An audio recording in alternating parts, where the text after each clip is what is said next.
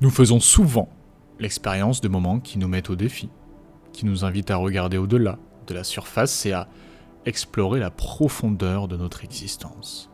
L'éveil spirituel, bien que parfois douloureux, nous offre l'opportunité de trouver un sens plus profond à nos vies. Dans ce voyage, nous découvrons que le chaos peut être le précurseur de la clarté et que la lumière émerge à travers les ombres.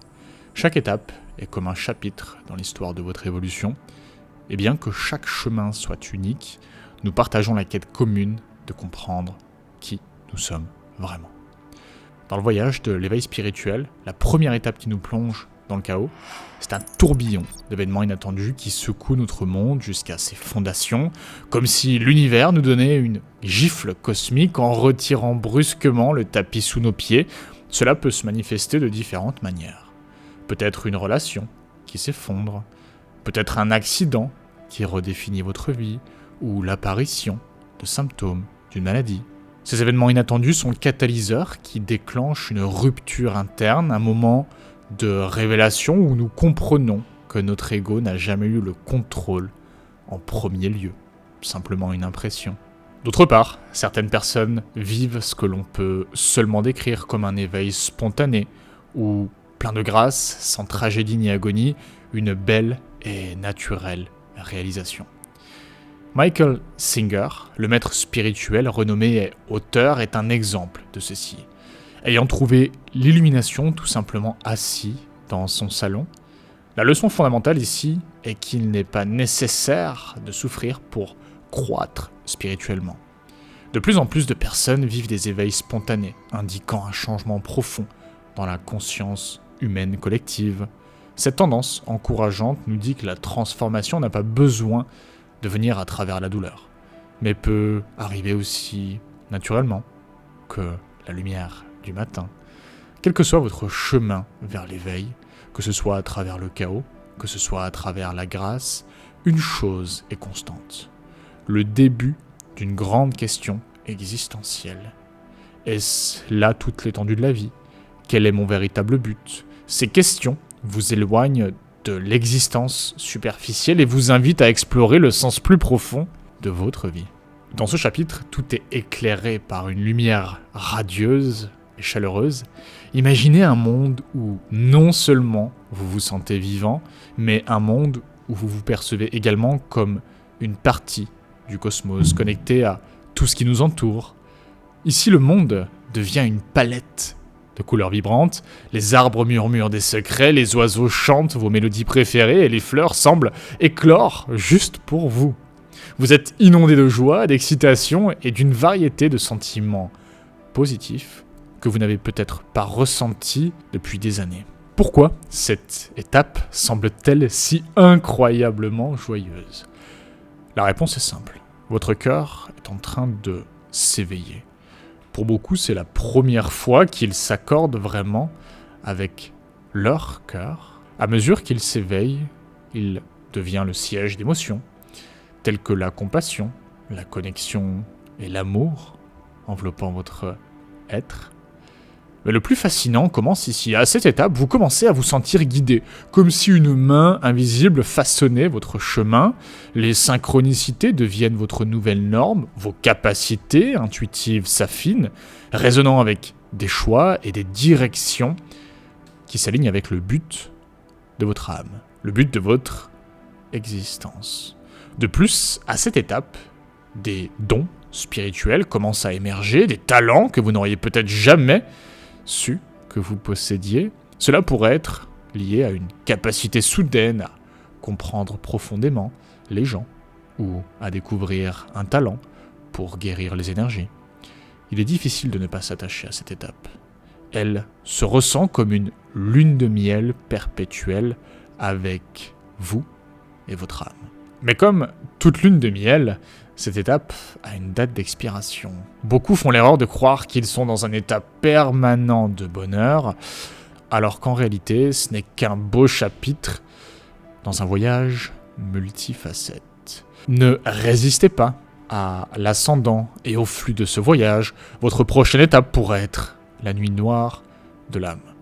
Visualisez ce moment comme si vous étiez immergé dans un vaste espace, la nuit de l'âme, où vous vous trouvez entre l'ancien vous et le nouveau vous, bref, à la croisée des deux chemins. Vous pouvez ressentir un manque de direction, et c'est tout à fait normal. Dans cette phase, vous pourriez expérimenter ce que j'appelle le vide. Et ce n'est pas un vide d'absence, mais un espace où vous êtes entre l'ancien moi et le nouveau moi. Vous pouvez ressentir un manque de direction, une crise spirituelle caractérisée par la perte de sens, l'incertitude, le désespoir et des doutes profonds dans l'univers, dans ce monde. Ce n'est pas simplement un mauvais jour ou un moment difficile, c'est une convulsion émotionnelle et spirituelle qui se ressent comme un démantèlement du soi. Et il est crucial de comprendre que cela n'est pas une fin, mais une phase. Une phase de recalibration. Votre âme intègre tout ce que vous avez appris, préparant la scène pour émerger comme un être renouvelé. Et pendant cette phase, vous pourriez vous sentir enclin à plusieurs choses, notamment à la réflexion profonde, à l'écriture dans un journal, ou à des activités telles que marcher dans la nature, absorbant ses pouvoirs curatifs. C'est un temps pour l'amour de soi, permettant au changement de s'enraciner en vous. Rappelez-vous, ce vide est aussi la phase où vous pourriez découvrir des talents, des dons et des passions latentes qui auraient pu être enterrées sous votre ancien ego et sous ces circonstances de la vie. Vous commencez à écouter plus clairement l'appel de votre cœur, et suivre cet appel vous montrera votre chemin comme rien ni personne ne l'a fait dans le passé. Une fois que vous êtes prêt, une fois que votre âme sent que vous avez eu assez de repos, vous commencerez à émerger du vide et vous serez magnifique. Vos croyances, votre mentalité et même votre réalité physique peuvent avoir changé. Si vous regardez ces vidéos et que vous vous trouvez au milieu d'une nuit noire ou entrant dans ce vide, je veux que vous sachiez que vous n'êtes pas seul. Le voyage peut sembler long et vous pourriez ressentir de l'impatience pour atteindre la fin. Mais faites confiance au processus. Ne précipitez pas les étapes. Chacune a sa leçon et chaque leçon est un échelon vers le niveau suivant, vers votre évolution spirituelle, vers votre nouvelle personne. Votre âme est sage. Elle sait que vous pouvez gérer et quelles leçons vous devriez en tirer. Alors, respirons. Si vous avez surmonté la nuit noire et le vide, laissez-moi vous dire quelque chose. Vous êtes plus fort que vous ne l'imaginez. Vous avez traversé les tranchées de votre âme, et vous avez trouvé votre chemin vers ce que j'appelle la fondation. Cette période est comme l'aube après une longue nuit, un temps de soins personnels et d'acceptation. Pendant ce temps, il est probable que vous trouviez la paix intérieure que vous n'avez pas ressentie depuis longtemps. C'est le résultat d'avoir permis aux transformations de se produire dans le vide, un processus de guérison et de reconstruction interne. Ici, votre voyage spirituel commence à se sentir moins comme des montagnes russes et plus comme une promenade tranquille en voiture ou à pied à travers des collines ondulées.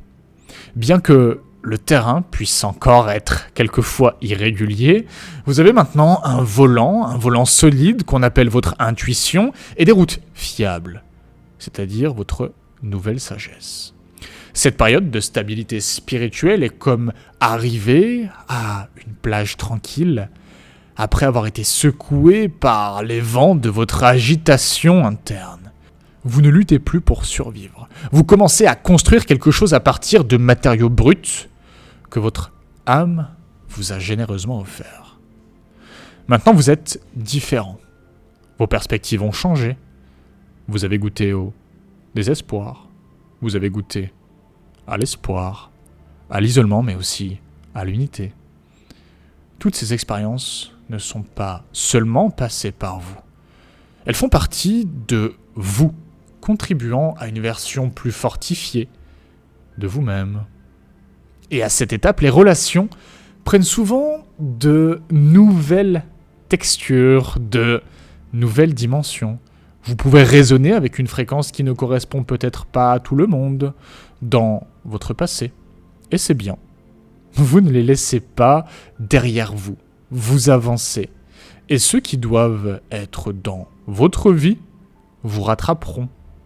C'est aussi le moment où votre but devient beaucoup plus clair. Vous avez laissé derrière vous les attentes de la société, les attentes de votre famille, de vos proches, et même vos propres rêves passés qui ne vous servent aujourd'hui plus.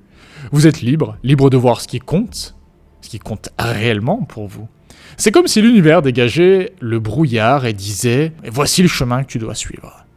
Bien que ce soit un moment tranquille, ne le confondez pas avec un état de stagnation. C'est plus comme un silence profond sous un océan agité en surface. Vous vivez la vie, peut-être comme vous l'avez toujours fait, mais dans des profondeurs de votre âme tout à fait différents. Et c'est là que tout change. Vous commencez également à manifester réellement cette vie. Et rappelez-vous, vous opérez maintenant à une fréquence plus élevée. Les choses que vous attirez dans votre vie, les expériences, les personnes et les opportunités seront plus en accord avec votre moi authentique. Et parce que vous avez traversé des moments difficiles, vous appréciez maintenant chaque petite chose, chaque petit détail peut s'en sentir comme une bénédiction, un cadeau de l'univers pour vous, pour le nouveau vous.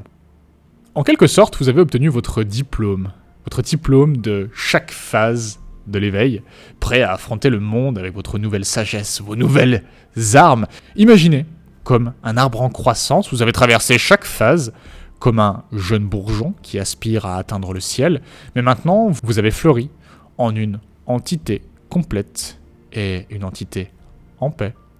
Votre voyage est unique et chaque expérience, chaque défi, chaque moment de joie ont contribué à la personne que vous êtes aujourd'hui. Et comme un arbre fort et enraciné, vous ne vivez pas seulement, vous prospérez. Et en faisant cela, vous faites prospérer le monde, votre entourage. Chaque phase a eu sa beauté et ses leçons, vous façonnant en un individu plus large, plus sage, plus fort. Rappelez-vous ainsi qu'un arbre ne grandit pas seulement vers le haut, mais s'enracine également profondément dans la terre. Votre croissance spirituelle nécessite à la fois d'atteindre de nouvelles hauteurs, mais aussi de s'enraciner profondément.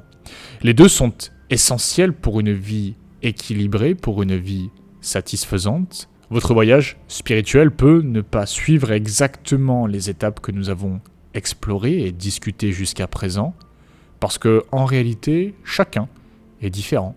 Chacun a son propre chemin, un chemin qui est unique.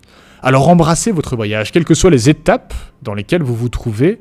Cette vidéo est ici pour vous rappeler que vous n'êtes pas seul, que chaque phase a son but et que votre âme sage et connaissante vous guidera vers ce que vous devez traverser, vers ce que vous devez apprendre, retenir et comment vous devez évoluer.